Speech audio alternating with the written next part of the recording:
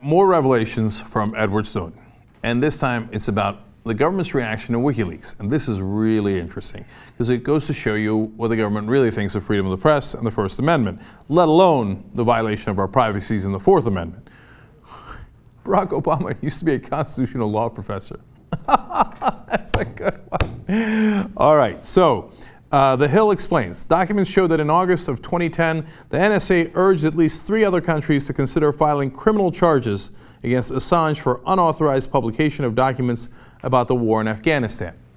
Now, Julian Assange, in publishing these documents, did exactly what the New York Times did in, for example, the Pentagon Papers, or in the Wikileaks case. The New York Times and the mainstream media also published those eventually.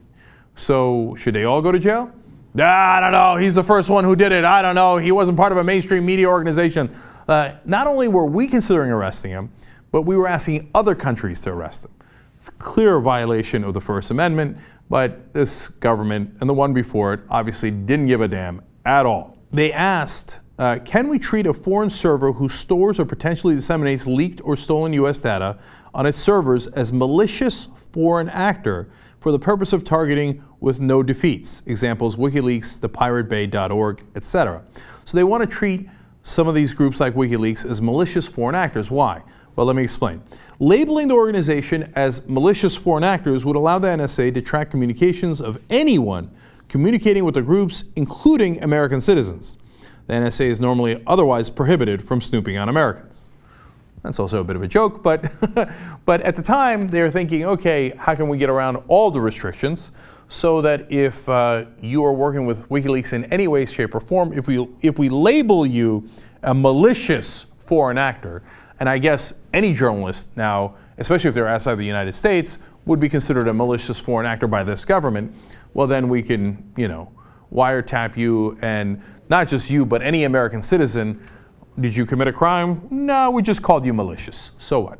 Okay, did we get a warrant? No, of course not. We just called you malicious.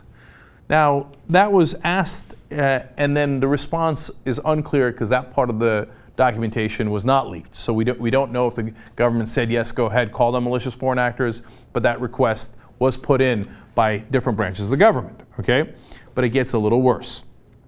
The NSA's British counterpart, the Government Communications Headquarters, tracked visitors of WikiLeaks' website and people who use certain search terms to reach the site from Google and other search engines. So not just WikiLeaks, if you read WikiLeaks. Now that's information about your own government. The government wanted to track you down, and find out who you were, and spy on you. Now, in this case, it's the British government, right? You think that the British government isn't then giving that information to the American government? On which planet? In fact, there's a group of English-speaking countries, including New Zealand, Australia, Canada, that are called the Five Eyes. And what they do is they cooperate together to collect information. Oh, in Britain, what laws can you violate that we couldn't violate in America?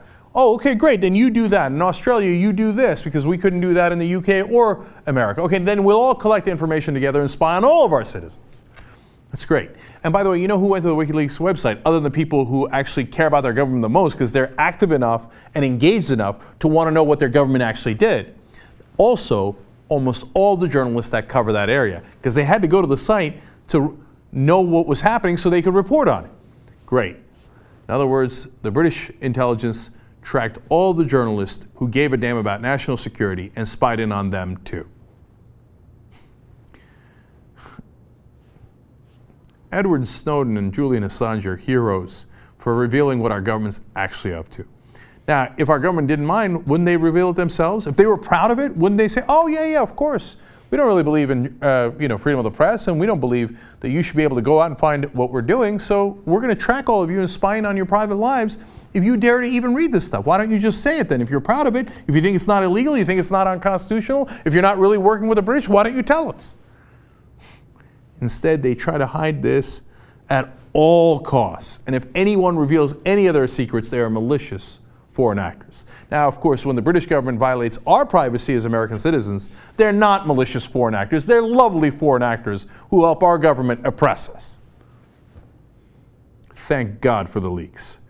The true American heroes are people like Edward Snowden that tell us what our government's actually up to.